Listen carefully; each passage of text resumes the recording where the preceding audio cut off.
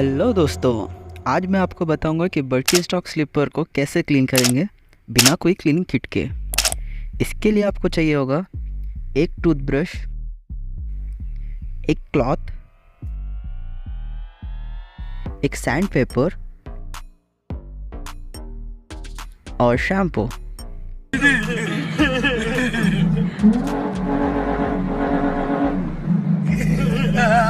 पहले तो मैं अपने दोनों स्लीपर के स्ट्रैप्स को ओपन कर लेता हूँ जिससे वॉश करने के लिए आसान हो जाए।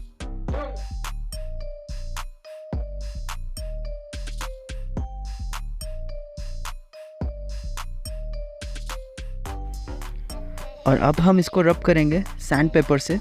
ये पेपर आपको कोई भी हार्डवेयर की शॉप से मिल जाएगा। मोस्टली डार्कनेस तो इसकी वजह से ही चला जाता है बिना वॉश किए ही। आप देख ही सकते हैं कितना ज़्यादा डार्क हो जाती है ये स्लीपर। वैसे तो ये स्लीपर को मैं 2 ईयर्स से यूज़ कर रहा हूँ और हमेशा ऐसे ही वॉश करता हूँ। इससे आपकी स्लीपर 98% क्लीन हो जाती है, बट बाकी 100% क्लीन तो आपको क्लीनिंग किट से भी नहीं हो पाएगी। ये लेदर ही ऐसा होता है, आपका स्वेट तो ऑब्जर्व कर लेता है, बहुत अच्छी बात है, बट निशान दे जाता है।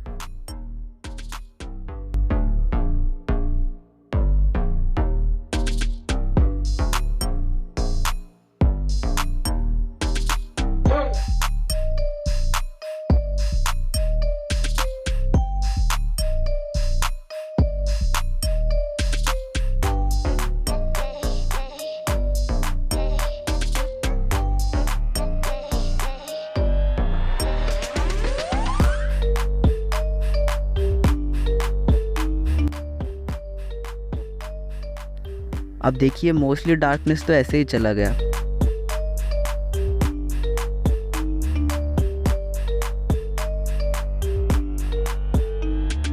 चलिए अब कर लेते हैं शैम्पू वाटर को अच्छे से मिक्स।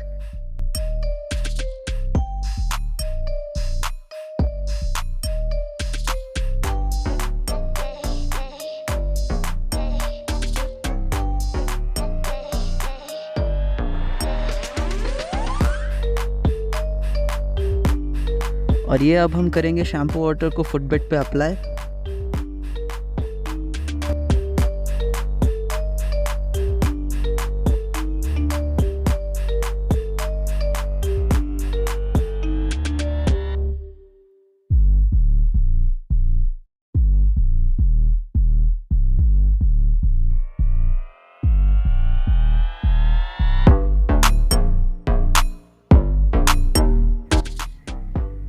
और अब शैम्पू वाटर को अप्लाई करने के बाद इसको रब कर लेते हैं ब्रश से।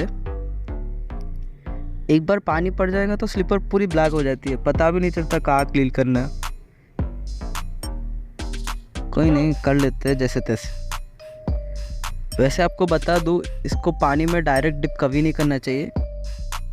ऐसे स्लीपर्स मेरे फ्रेंड ने भी ली थी, पूरा स्ट्रैप्स के जॉइंट ही निकल गया उसके पानी में यूज़ करने से।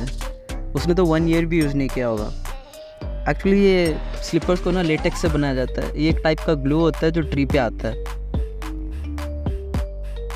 ये ग्लू जब पानी के कांटेक्ट में आता है तो इसका पूरा पावर लूज हो जाता है, इसलिए स्लीपर्स के जॉइंट्स ओपन हो जाते हैं। जितना आप प्रोटेक्ट कर सकते हो उतना बेटर होता है स्लीपर के लिए।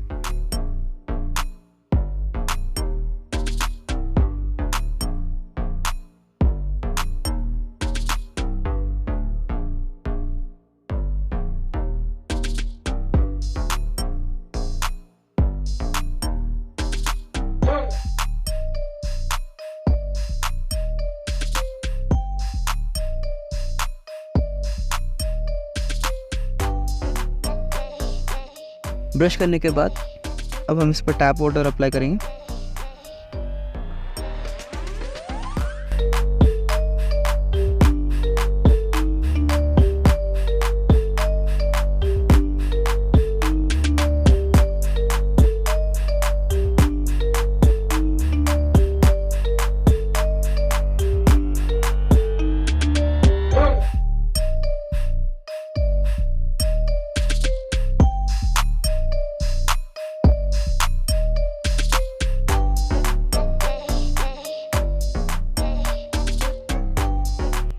लो, ये हो गई पूरी स्लीपर गीली।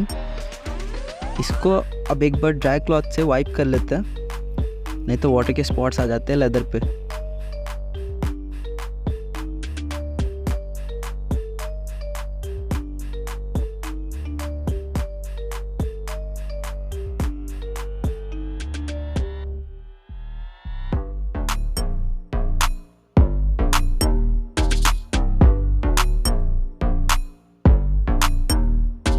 वाइप करने के बाद देखिए अभी काफ़ी बेटर लग रही है।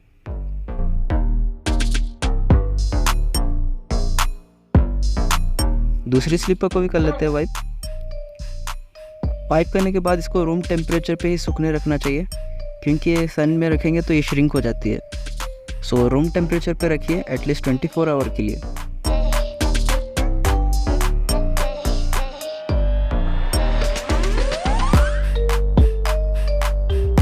That's it guys, thanks for watching.